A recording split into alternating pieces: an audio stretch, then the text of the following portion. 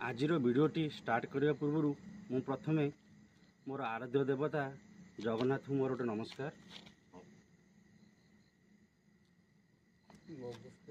बापा माँ को मोर गोटे नमस्कार। आपण भावुथिबे मु राति सब वीडियो करुच्ची दिन में करें एथि मोर खंडे आपण आगुरी देखी मोर खंडे जलिखिया दुकान अच्छी। मु जलिखिया दुकान बहुत टाइम देवा पड़ुची। राति 4 उठी सबुदिन भाया मॉर्निंग वर्क करी 5टार दुकान स्टार्ट होची। 5टा ରୁ 10टा जाए काम कलापर सेठू आसला बिलरे काम होची।